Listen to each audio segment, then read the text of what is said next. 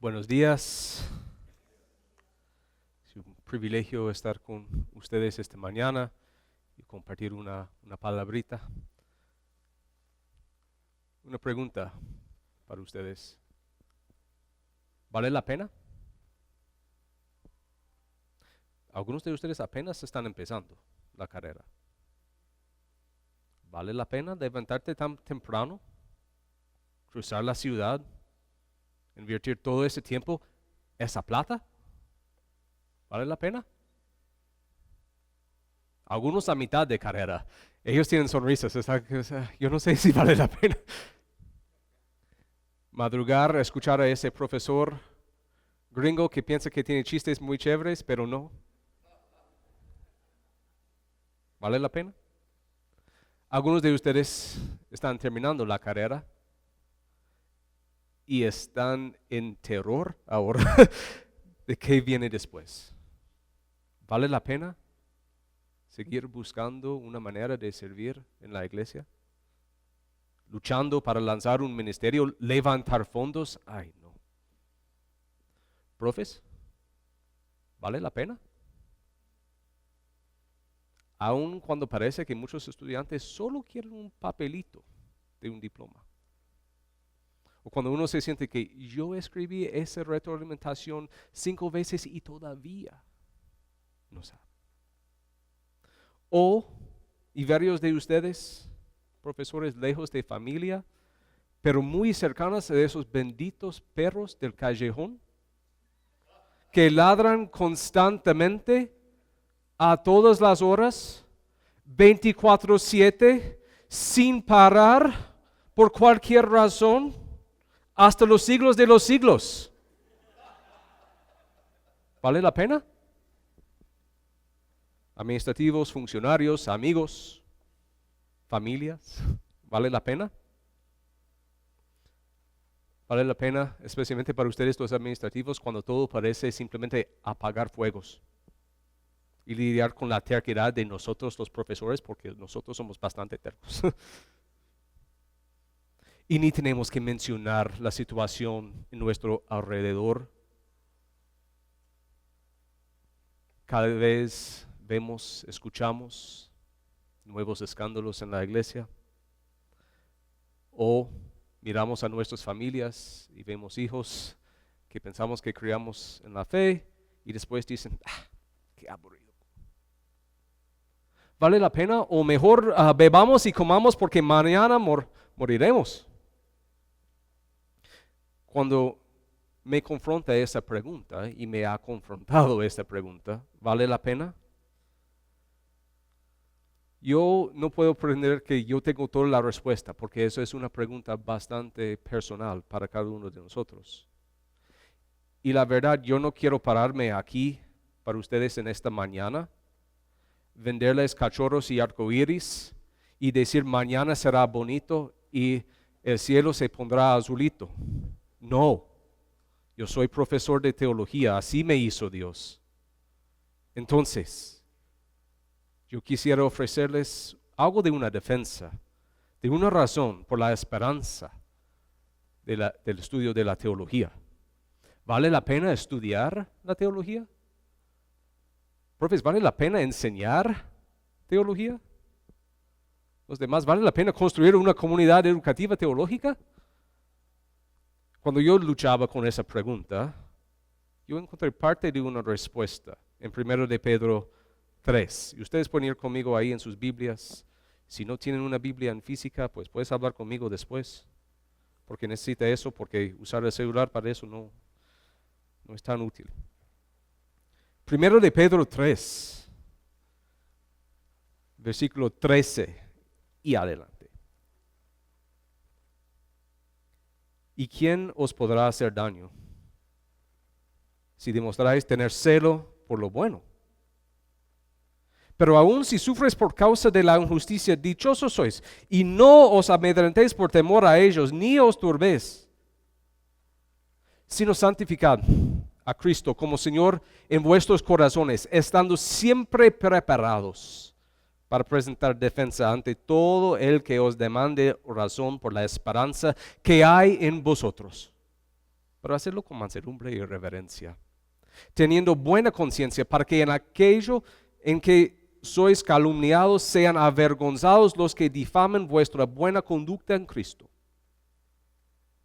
Pues es mejor padecer por hacer el bien, si así es la voluntad de Dios, que por hacer el mal.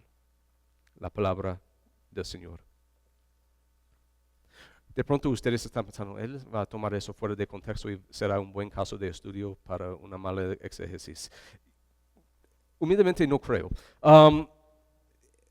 Si pensamos en la teología como una reflexión sobre nuestra proclamación como iglesia, nuestra proclamación de quién es Dios y qué ha hecho este Dios, un estudio, una reflexión sobre las bases y las implicaciones de nuestra fe, entonces yo creo que la exhortación, la amonestación de Pedro es bastante relevante para nosotros.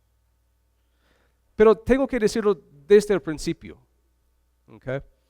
Es verdad que la gran mayoría de nosotros, creo, en este lugar aquí, no estamos sufriendo el tipo de persecución que está pensando Pedro. Esos perros que me encantan tanto ahí al otro lado, no es persecución, es efecto de la caída. ¿Okay?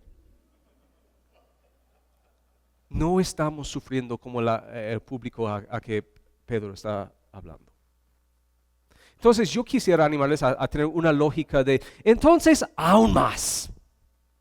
Entonces si nuestra situación no es tan malo, y la verdad para la mayoría de nosotros no es, si nuestra situación es en cierto modo menos peligroso que Pedro, entonces aún más razón por vivir acorde a la manera que Él nos exhorta. No tenemos tantos obstáculos o dificultades como tenía su audiencia.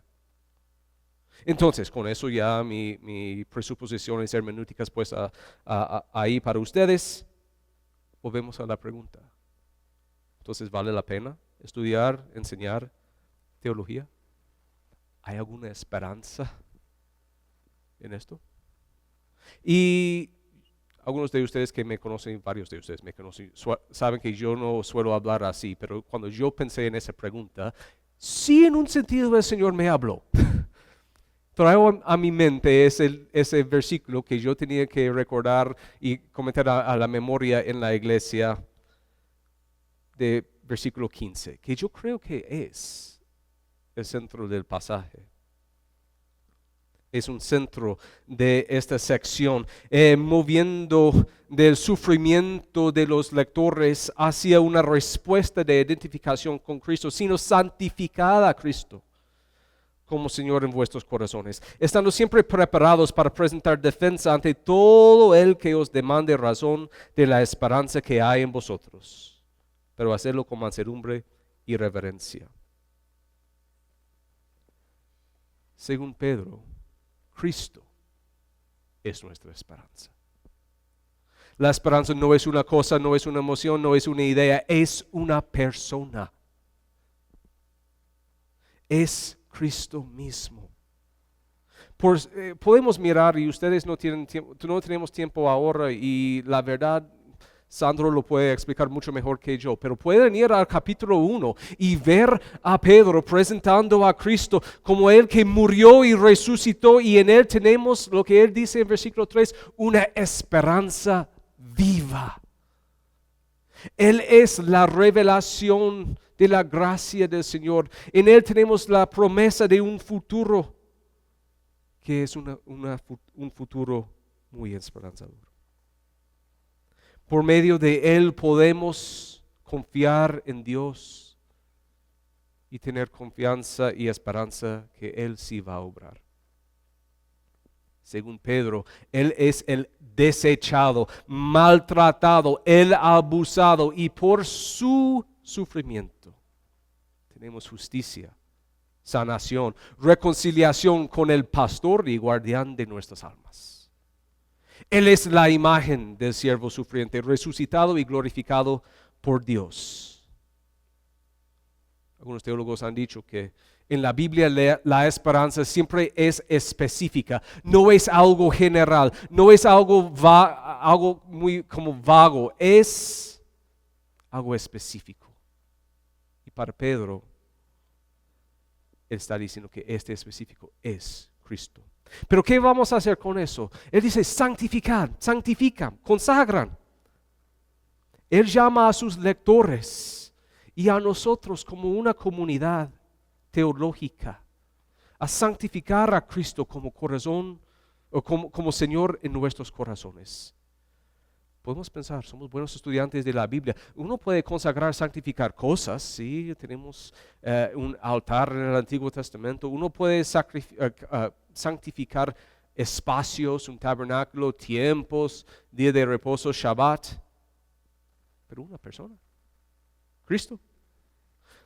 Tenemos una pista aquí cuando él empieza a citar Isaías en versículo 14. Cuando él dice, no os amedrentéis por temor a ellos, ni os turbéis, está citando Isaías 8. Ok, ustedes pueden tener clases sobre el uso del Antiguo Testamento y del Nuevo, pero cuando vamos a Isaías 8, vemos a Dios, escuchamos a Dios diciendo al profeta, no te preocupes, tú tranquilo. Habrán falsas acusaciones, pero no tienes que tener temor. Él dice al profeta y a la comunidad que está siguiendo al profeta, no teméis lo que ellos temen. Y eso es la parte que Pedro cita. Pero viene después y dice, en versículo 8 de Isaías, versículo 13 de Isaías 8, el Señor de los ejércitos es quien debéis tener por santo. Sea Él vuestro temor y sea Él vuestro terror. Santificar a Cristo, santificar a Dios es reconocer quién es Él. El que es últimamente, finalmente y completamente el que merece nuestro temor santo. Es ascribirle a Él el honor que le merece por su excelencia. Pero ahora Pedro está diciendo, ustedes tienen que hacer eso con Cristo. Ahora Cristo, ese siervo sufriente, esa piedra desechada, Él es el Santo de Israel. ¿Qué tiene que ver eso con la teología? Yo quisiera ofrecerles a ustedes la sugerencia que la teología es nuestro esfuerzo. Es nuestro esfuerzo de santificar a Cristo en nuestros corazones. Porque Él es la única esperanza que tenemos y que el mundo tiene. Sí, cada cristiano es llamado a hacer eso. En un sentido, todos somos teólogos. Y eso es buena doctrina reformada. Y ustedes no son como un élite super apóstoles, super cristianos, pero llamados a ser líderes en la iglesia, líderes de ministerios cristianos. Y por eso tenemos una vocación, tenemos un llamado, tenemos una tarea particular de constantemente intentar recordar a la iglesia, a la comunidad, a organizaciones basadas en la fe, a orientar al pueblo de Dios a Cristo, nuestra única esperanza. Ustedes no son la esperanza de la iglesia. Cristo es. Consagra a Él, santifica a Él en sus corazones. La meta, el fin de la educación aquí no es adquirir simplemente un conocimiento secreto, algunas palabras rimbombantes, unas nuevas técnicas. La meta es formar a personas, hombres y mujeres que puedan santificar a Cristo en sus corazones. En el centro de su ser, ellos pueden reconocer que en Él tenemos esperanza. Ojalá que podamos ser formados a personas que se sienten en cuerpo y alma, vida y muerte, que pertenecemos a Cristo, nuestro Salvador. Y de pronto ustedes están pensando, ok, bueno, eso suena genial. Exégesis, las clases de exégesis me ayudan con eso. Sí, qué pena gritar, pero sí. ¿Cómo vamos a santificar a Cristo si no lo conocemos por medio de su revelación? Prestando atención a los detallitos. La reflexión teológica me ayuda en eso. Pensando en la cristología pre-nicena. Sí. ¿Cómo vamos a santificar a Cristo en nuestros corazones si no empezamos a evaluar nuestra confesión de quién es Él? ¿La formación ministerial me permite santificar a Cristo en mi corazón? Sí. Porque tenemos que asegurarnos que nuestro ministerio está orientando el mundo y la iglesia a esta esperanza. Y no simplemente se preocupa de llenar sillas, ganar seguidores y hacer crecer el diezmo. Aunque ojalá que crezca. Es una falsa dicotomía pensar que solo santificamos a Cristo en nuestro tiempo devocional y no también en el aula. En ambos lugares nosotros podemos adorar a un ídolo. Mejor busquemos constantemente santificar a Cristo, apartar Él en nuestros corazones, en nuestros estudios, en nuestros devocionales, en nuestras relaciones, en nuestras conversaciones, en todo que hacemos. Y si pretendemos ofrecer una razón por la esperanza, tenemos que empezar a ver no como simplemente una carrera que estamos haciendo. Qué pena, eso es algo que siempre decimos a pares que nos visitan para acreditación. Ese no es simplemente una carrera. Es nuestro esfuerzo de consagrar a Cristo como la única esperanza para este mundo. Y eso nos ayuda a o por lo menos nos advierte que no debemos simplemente bautizar la tendencia más actual, la ideología del día, la técnica mejor, ni tampoco busquemos santificar y consagrar el status quo, una nostalgia que mira atrás a los días de antaño. No, más bien seamos una comunidad educativa, líderes que pretenden ofrecer una palabra que es verdaderamente nueva y fresca, porque habla de aquel que es Alfa y Omega, el quien es nuestra esperanza viva. Pero santificando a Cristo en nuestros corazones, tenemos que dar una razón cuando uno pide. Pedro nos llama a consagrar a Cristo como nuestra única esperanza, pero eso no queda con nosotros. Es una esperanza pública, una esperanza para compartir.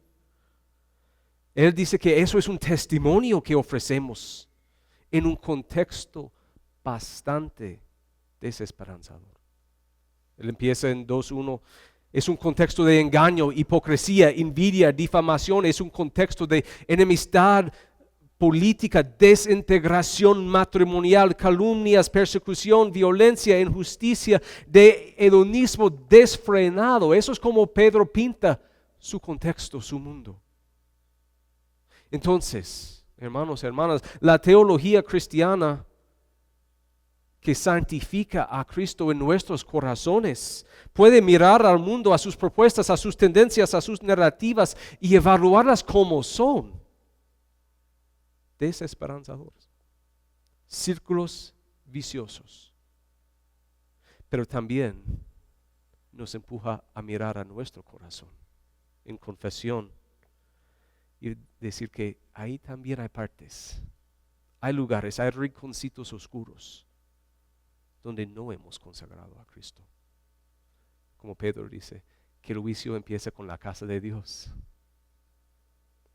Preferimos los callejones sin salidas más que el camino, la verdad y la vida.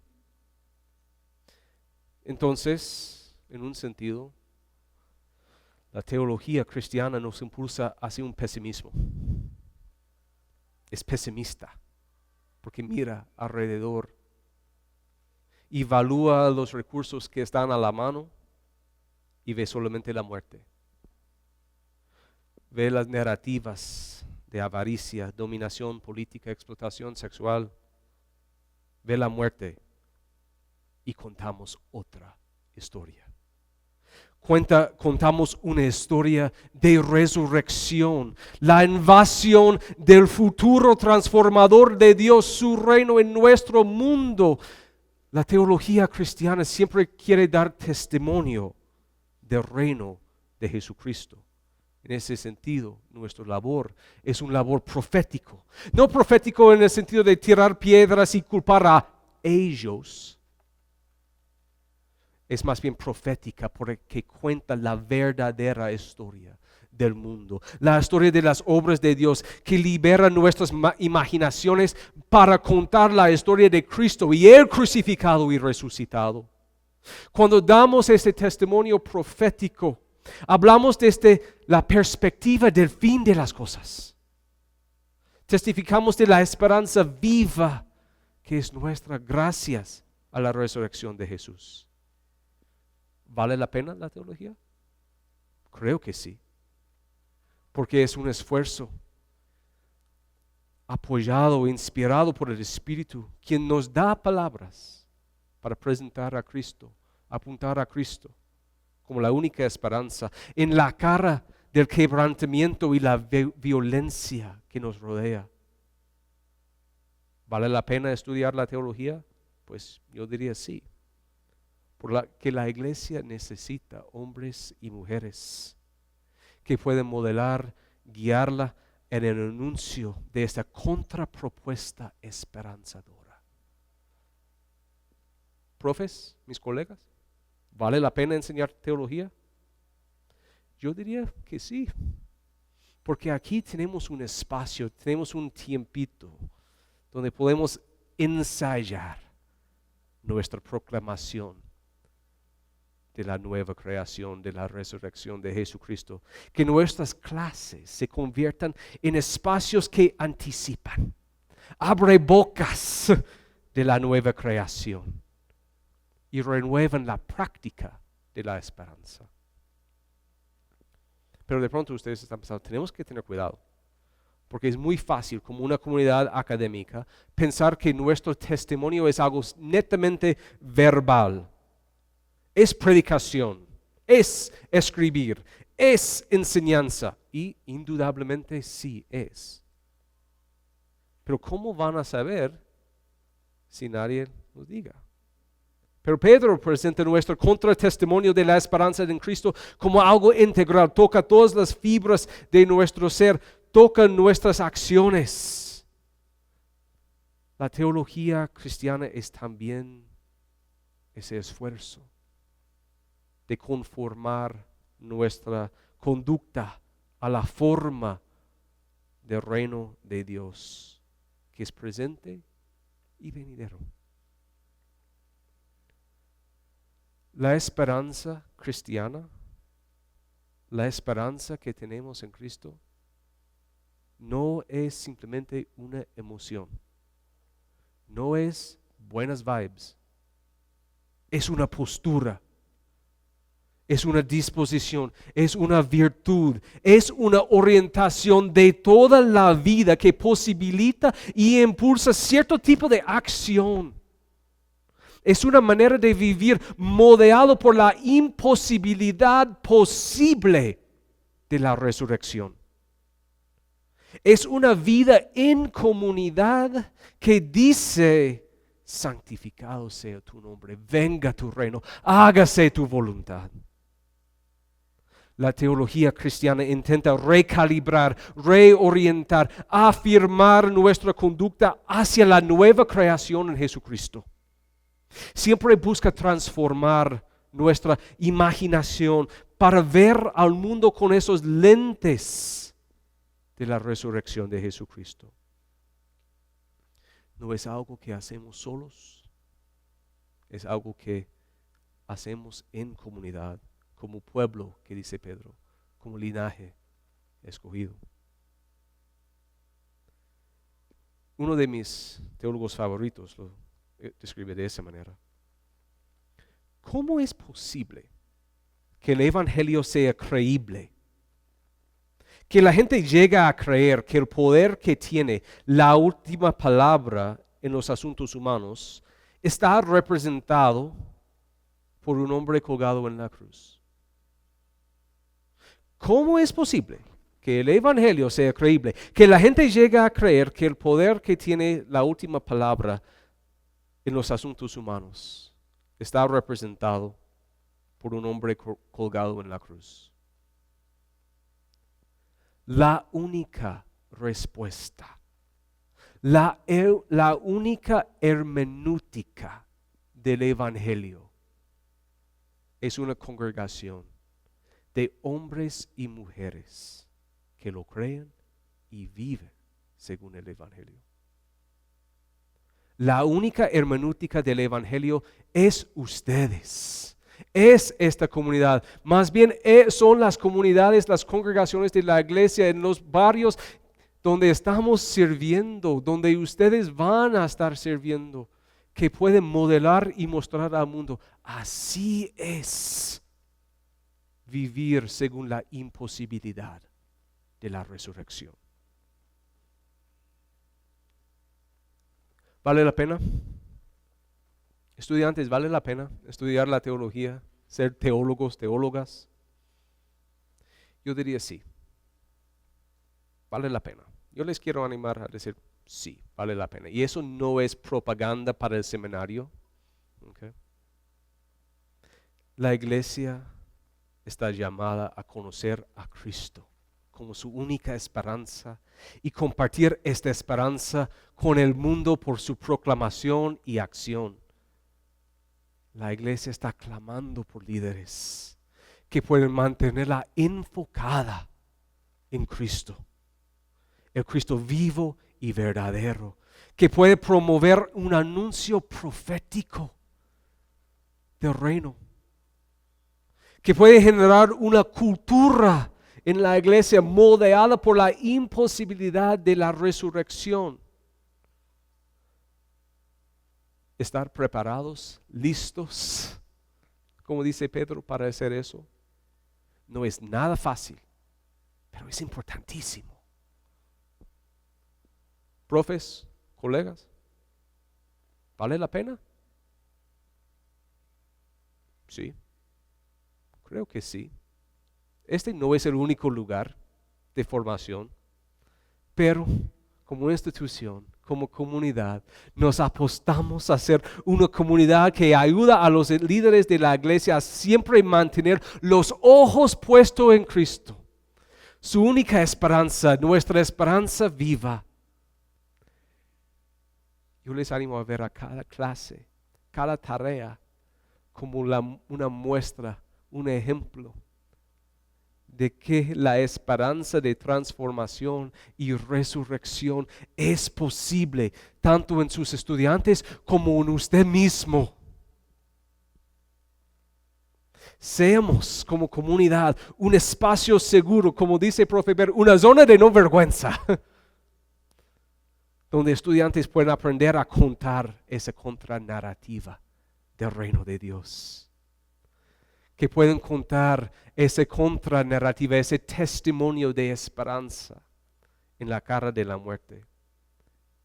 Profesemos modelos de conducta, que nuestras vidas sean exégesis de la esperanza, anticipando la nueva creación para nuestros estudiantes, administrativos, funcionarios, trabajadores de la FUSPC. ¿Vale la pena? ¿Vale la pena construir un lugar como esta que será, ojalá, un semillero donde brote esperanza? Este mundo está clamando, rogando por instituciones que encarnan la imposibilidad de la resurrección. Clama por instituciones proféticas que dan testimonio de la promesa del reino de Dios por medio de cómo tratan a sus miembros, tratan a sus trabajadores con integridad, con humildad, con amor, con gratitud, con misericordia. Hablo a mis hermanos y hermanas, hay trabajadores de la FUSBC, ustedes son profesores también. Están mostrando a nuestros estudiantes cómo es vivir el Evangelio en toda área de la vida. Gracias a ustedes. Porque nuestros estudiantes, cada uno de nosotros, necesitamos modelos de cómo es administrar, guiar una institución que santifica a Cristo como su única esperanza. Y así ofrecer esperanza al mundo. ¿Vale la pena estudiar y enseñar la teología? Humildemente, yo diría sí. ¿Será fácil? No. Pero no teman lo que los demás temen. Oremos.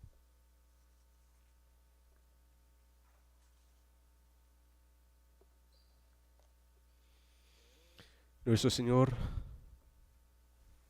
tú sabes, tú ves los ídolos que hemos apartado, consagrado en nuestros corazones. Envíanos tu Espíritu Santo, Señor, para que podamos santificar a Cristo como Señor. Envía tu Espíritu Santo para abrir nuestras bocas, para dar testimonio. Envía tu Espíritu Santo para que podamos caminar en obras que testifican a la nueva creación que es nuestra en la resurrección de Jesucristo. Señor, en nuestros estudios, en nuestra enseñanza, en nuestro trabajo, en nuestros hogares, ayúdanos a santificar a Cristo y creer en tu esperanza, en tu promesa de que sí, hay nueva creación, hay nueva vida al otro lado de la muerte. Gracias, Señor, por el privilegio, el llamado de participar en tu misión, de traer esperanza y nueva vida a este mundo que la necesita tanto. Amén.